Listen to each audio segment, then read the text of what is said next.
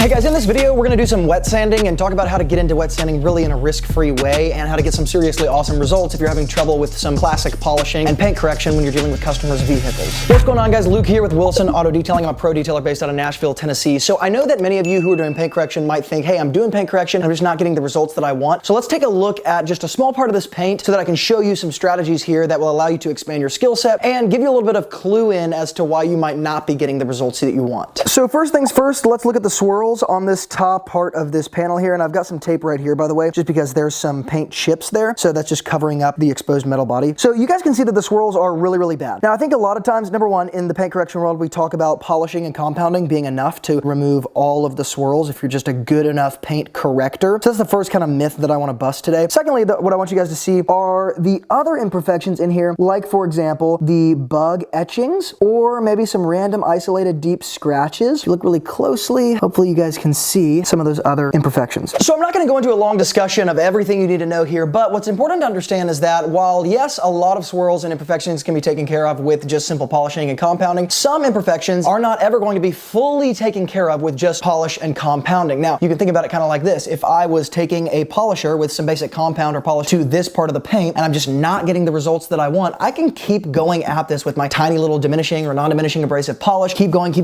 but at some point, I'm introducing other variables that are going to hinder my ability to get any sort of result here, like, for example, heat, right? And so we get some swelling of the paint, some of the swirls get masked, and we think we've taken care of them, and we actually haven't taken care of them. So my point is, even sometimes swirls that we love to talk about being the easiest imperfections to take care of are not going to be taken care of unless we introduce some sort of wet sanding type of abrasive approach, and that's what I want to do here. So I was thinking about how to communicate certain wet sanding techniques via video, because it's not always that easy, and this product is actually a little tool from Rupes, and it's called their X-Cut wet sanding discs here. So these X-Cut foam abrasive discs have this foam interface in the middle. So I'll bring you guys in so that you can see what this looks like. There's the back.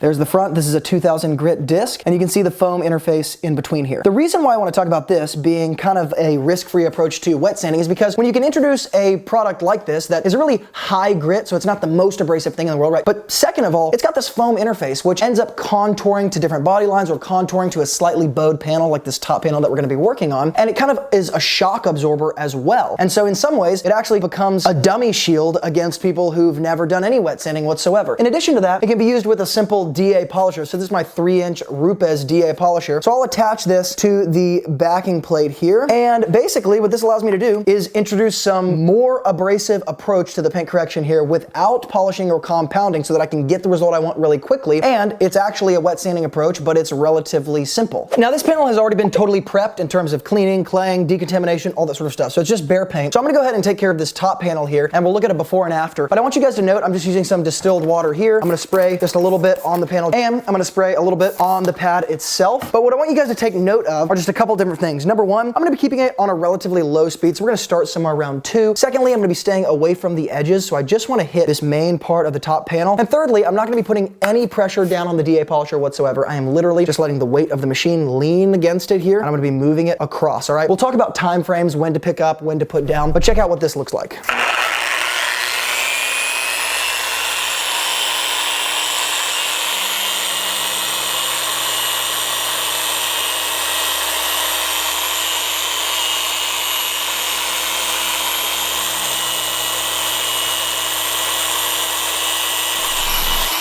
Now, a couple things I want you guys to note. Number one, I was moving relatively slowly actually across left and right. Number two, you've got this milky appearance here because that's just the clear coat that's being scratched up basically, and it's installing into the water, so you get kind of this cloudy, milky appearance. Secondly, on the top side and the bottom side of the panel that I'm working on here, you have a bit of a body line, right? So it's basically where the panel bends or it starts to change shape or change directions. So you have what I would call like a high point or a character line right here and then right here. So as I am sanding this particular section, I'm dragging just a little bit of the lip of the pad over this high point right here and here. So I'm being very cognizant of the amount of the pad that's hanging over and the amount of time that I'm spending. So one of the things that I want to check relatively closely is what the sanding patterns look like on these lips right here, because that's going to be where most of the friction kind of comes to a point. So I'm going to take my microfiber towel, spray a little bit of water on it. It is a little bit easier to pick up sanded away clear coat with a damp microfiber towel because the water kind of interacts with the water. So rather than dragging a dry microfiber towel across, this actually picks it up a little bit easier. And I want you guys to be able to see what this paint looks like right this second, as well as what my microfiber towel looks like. As you guys can see, there is some sanded away clear coat right here, right? So let's go ahead and take a look at what this looks like. So the first note I want you guys to take here is, like I said, we kind of are avoiding the high points here. So there's no real sanding marks that come across this character line. You have the same thing over here next to this edge. The second thing I want you guys to note is the uniformity of the scratch pattern. If I were to have done this panel by hand, I would never get this type of appearance. You know, that's one of the benefits of using a machine, is that even when you're a complete beginner, a machine can actually compensate for a lot of the lack of consistency. So that's what it looks like when it's totally dry. Now, what I want to do here is go ahead and polish away these sanding marks, because we're dealing with surface level scratches, surface level water spots, and surface level swirls, but there's so many of them, it would have been very difficult to remove all of those really perfectly without introducing some sort of wet sanding approach. So now that I've got this really uniform appearance here, this is kind of ready to be polished away. So let's go ahead and do that. Now, I put a little polish on my pad here. This is just a microfiber cutting disc from Lake Country, and rather than like use my hand to prime it a bunch, I'm just gonna kind of use the paint itself to prime it, just like this. So now I've got all that polish installed in my pad. I can take just a little bit more. I'm gonna go very mid-level speed on my polisher here, and we're just gonna remove these sanding marks.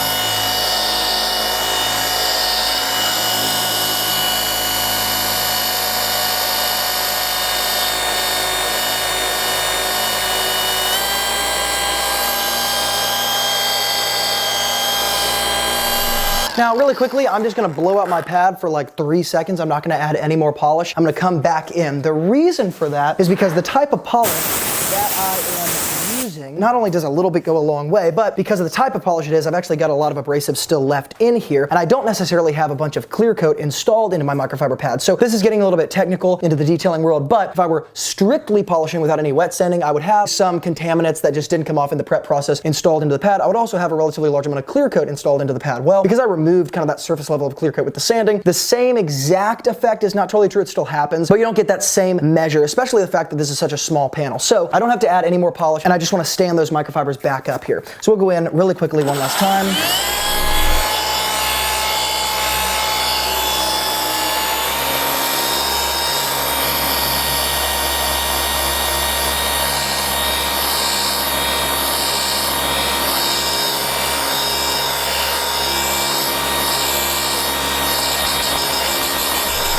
Now, I'm gonna take my microfiber and just make sure that we're dealing with a totally clean side. And just for a little bit of dramatic effect in the camera, I'm actually going to do just a quick little polish enhancer. This is a non-diminishing abrasive polish enhancement called D1. So here we go.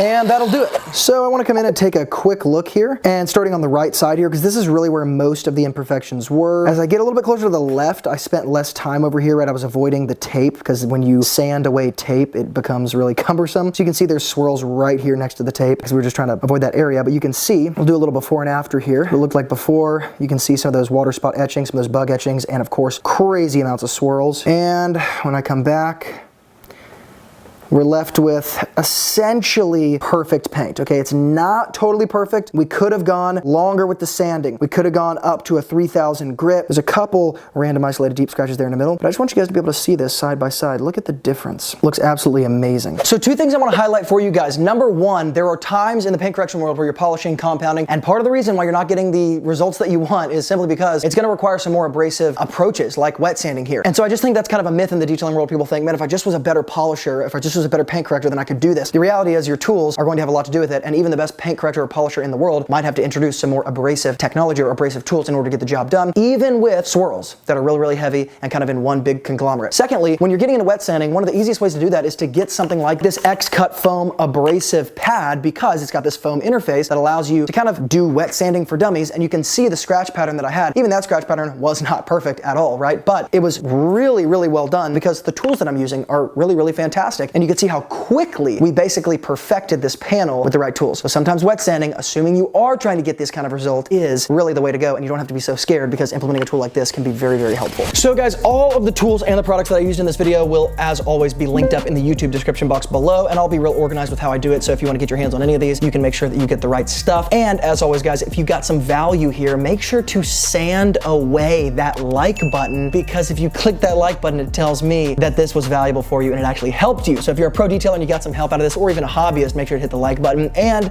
as always, from Luke here at Wilson Auto Detailing, thank you guys for being involved. Keep working hard, and I'll see you in the next video.